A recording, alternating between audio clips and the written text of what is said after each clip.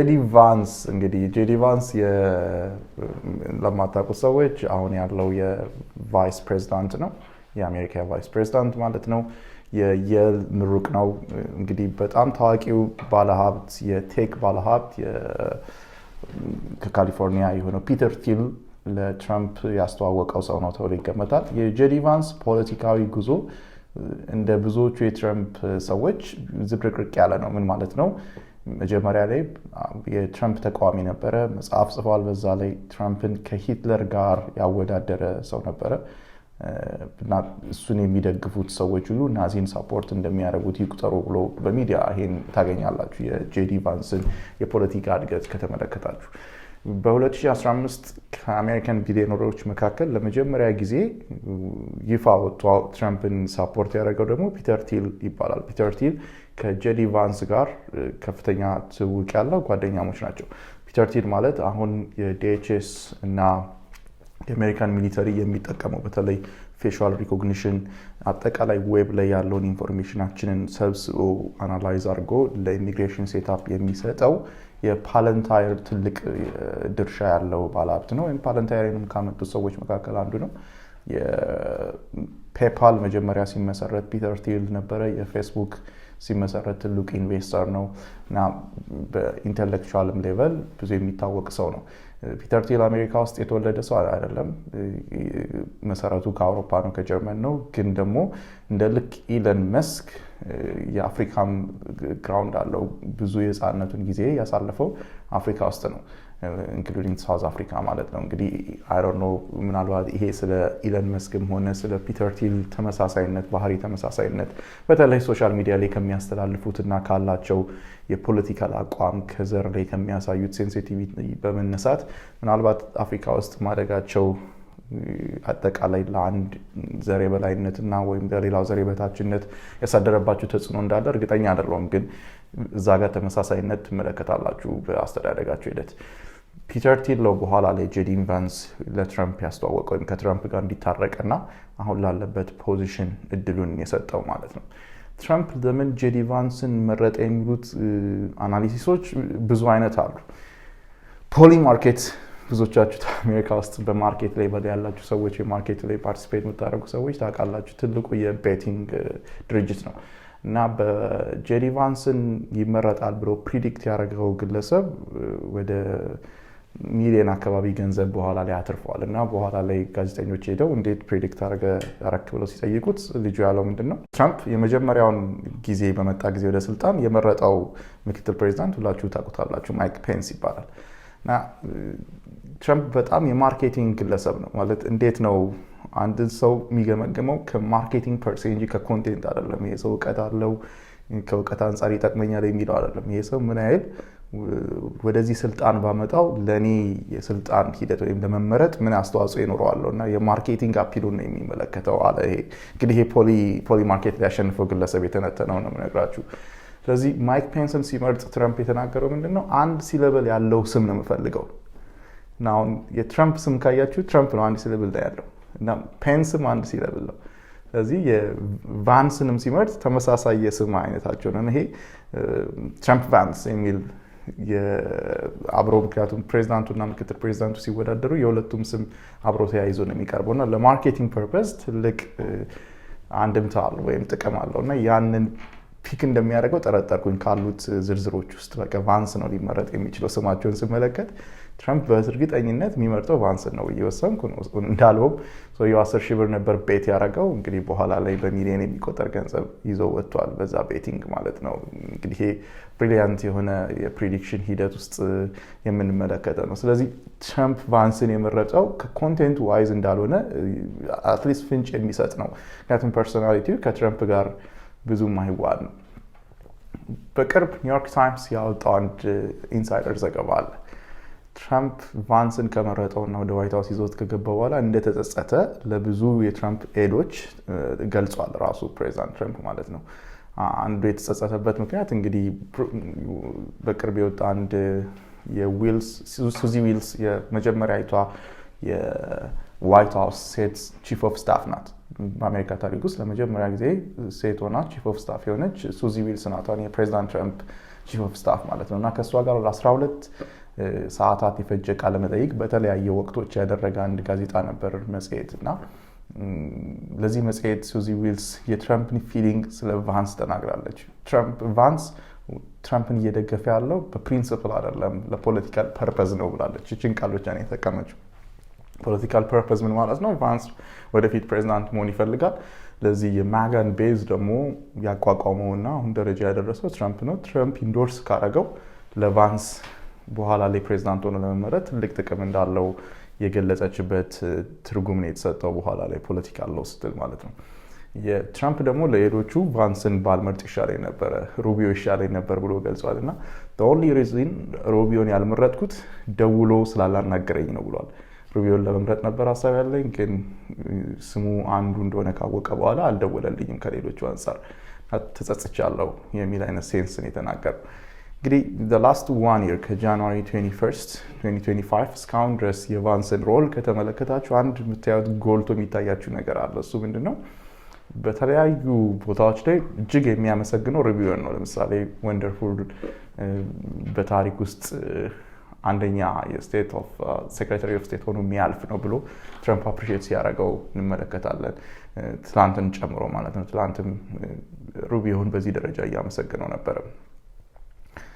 ቫንስን ከተመለከታችሁ ደግሞ ተቃራኒ ነው የምትመለከቱት። የቫንስ ዊክነስ ፖይንቶች ላይ ነው በአብዛኛው ለፖለቲካ የሚልኩት። ለምሳሌ ቫንስ ግሪንላንድን ወደ አሜሪካ ውስጥ እንዲመልስ የተቋቋመው የኮሚቴ ውስጥ መሪ ነው እና ሂኖስ ትራምፕ ምን አይል አውሮፓ ውስጥ ተጽዕኖ እንደሚፈጠርበት ግሪንላንድን በኃይልም ሆነ በተለያየ ሚንስ ወደ አሜሪካ መጠቅለል የሚያስከፍለውን ፖለቲካል ክራይሲስ ዋጋ ሬፑቴሽን ይገነዘበዋል እና እዚህ ቦታ ላይ የመደበው ቫንስን ነው። ግሪንላንድን ወደ አሜሪካ ጠቀልላለሁ የሚል እንዴት አውትብረስት እንዳረገ እንዴት ሬፑቴሽናቸውን የአሜሪካን ሊደርሺፕ እንደጎዳ የምትመለከቱት ነው።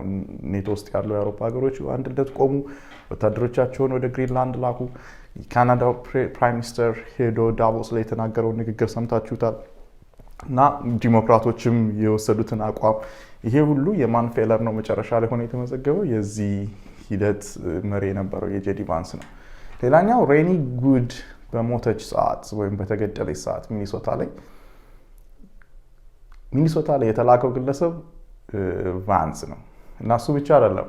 በተገደለች ሰዓት ዋይት ሃውስ መግለጫ ሰጥቷል እና መግለጫው ላይ ባልተለመደ ሁኔታ ቫንስ እንዲገኝ ተደርጓል። ወጥቶ ሬኒ ጉድን ሽብርተኛ ናት፣ ዶሜስቲክ ቴሮሪስት ናት ብሎ ነው የተናገረው። ይሄ አንደኛ እችን ሴት ብዙ ሰዎች እንደዛ ያልተመለከቷትም፣ ሁለተኛ ፖፑላር አልነበረም አሜሪካ ውስጥ ይሄ የአይስ ኢንፎርስመንት በተለይ ሚኒሶታ ውስጥ። ስለዚህ ለቫንስ የሚኖረው ፊሊንግ ቀላል አይደለም። ቫንስ የወጣበት ስቴት ሚድዌስት ነው። ሚድዌስት ላይ በጠቅላላ ከሚኒሶታ ጋር የቆመበት ሁኔታ ነው የምትመለከቱት። ከዛ እንደገና ኢንፐርሰን ሚኒሶታ ላይ መጥቶ የሬኒንግ ጉድን እና አጠቃላይ የአይስ ኢንፎርስመንት መገደልና የአይስ ኢንፎርስመንት ምን ያህል ኤክስኪውዝ እንደሰጠ ሳፖርት እንዳደረገ ኢንፎርስመንቱን ትመለከታላችሁ።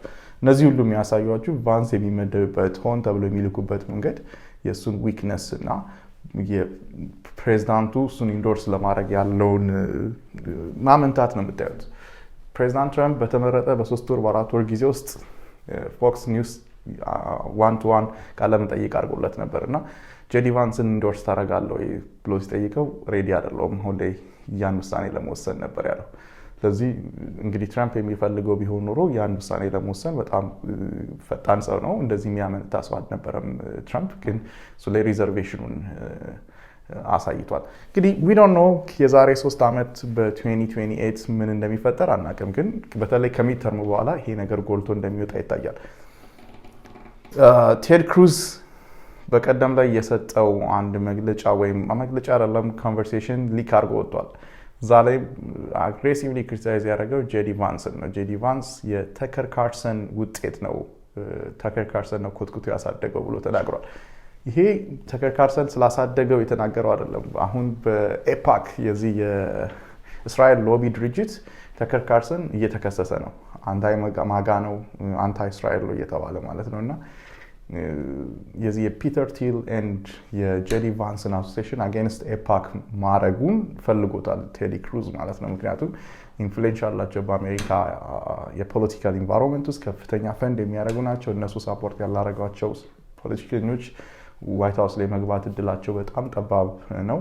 ይሄ ሁሉ የሚያሳያችሁ እንግዲህ ፓወር ፕሌዩ ወደ ሚድተርም አካባቢ ስንደርስ ወይም ከዛ ኢሚዲየትሊ እንዳለፍን ግልጽ ነው የሚወጣ ይመስለኛል። በእኔ ግምት ፕሬዚዳንት ትራምፕ ያለውን አይነት የሪፐብሊካን ሳፖርት የማጋ ሳፖርት ጄዲ ቫንስ አያገኝም በብዙ ምልክቶች ማለት ነው። እና አንደኛ ካሪዝማቲክ አይደለም፣ ሁለተኛ ከዚህ ቀደም ያለው ታሪኮቹ መጥፎ ናቸው፣ ሶስተኛ የዋይት ሃውስ አሁን ላይ ያሉት ኤክስፒሪየንሶች በጣም አነስተኛ ናቸው። በብዙ ድሎች ላይ በብዙ ትልልቅ ውሳኔዎች ላይ ጄዲ ቫንስ ሲገኝ አንመለከትም። የቅርቡን አንዱ ብንመለከት እንኳን የቬንዙዌላው ፕሬዚዳንት ማዱሮን ለማምጣት በሚደረገው ሂደት ውስጥ የአሜሪካ ሚሊተሪ የተሳተፈበት ፍሎሪዳ ላይ በነበረው ሚያሚ ላይ በነበረው የሲቹዌሽን ሩም ስብሰባ ላይ ጄዲ ቫንስ ክሊርሊ አልተገኘም። በጣም ሰክሰስፉል የነበረ ሚሊተሪ ኦፕሬሽን ነበር። የአሜሪካንን ብቃት የታየበት ብዙ ሰውን እጁን በአፉ ላይ ያስጫነበት ኦፕሬሽን ነበር። የዛ ኦፕሬሽን ድልን ሩቢዮ እና ፕሬዚዳንት ትራምፕ ነበሩ ፊት ለፊት ላይ ታዩት። ከዛ በጎን ተቀምጦ የምንመለከተው ስቴቨን ሚለር ነው። ጄዲ ቫንስ በግልጽ እዛ ውስጥ ቪዚብል አልነበረ።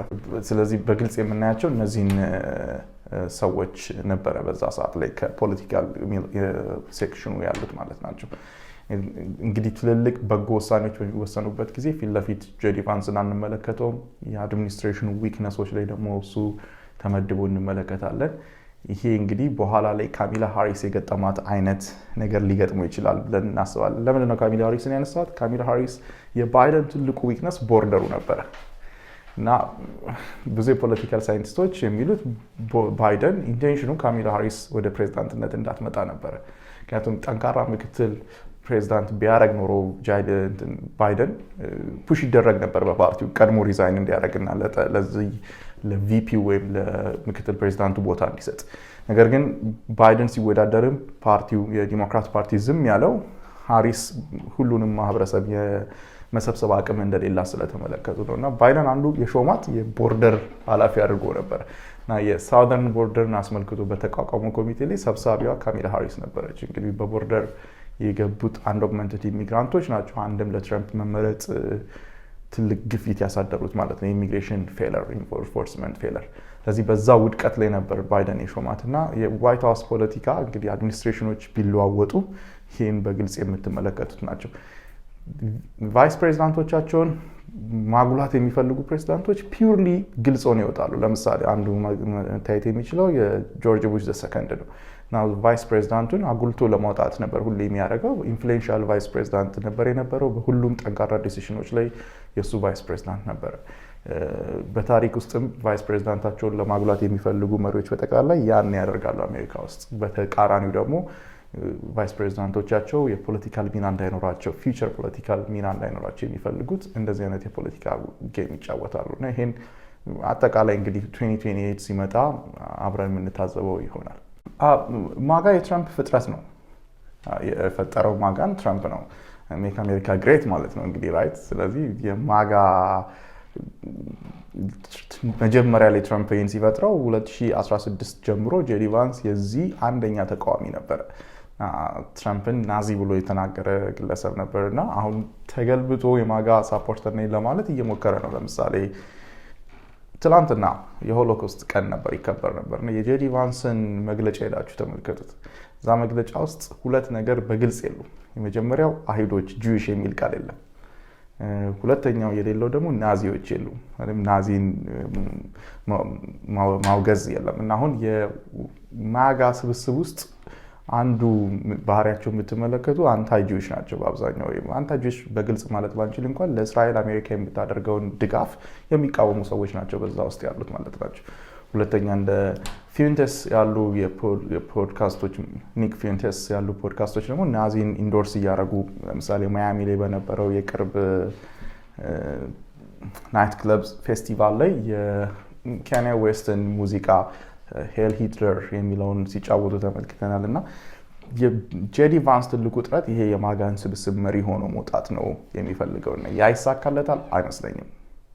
ግን እንግዲህ ምናየው ነው። እንግዲህ ትራምፕ በአሜሪካን ፕሬዚዳንት ውስጥ ባልተለመደ ሁኔታ መመስገን የሚፈልግ ሰው ነው እና እሱን በማንኛውም መንገድ የሚቃወመው የሚተቸውን ሰው እንደ ጠላት ነው ኢሚዲየትሊ የሚመለከተው። ምንም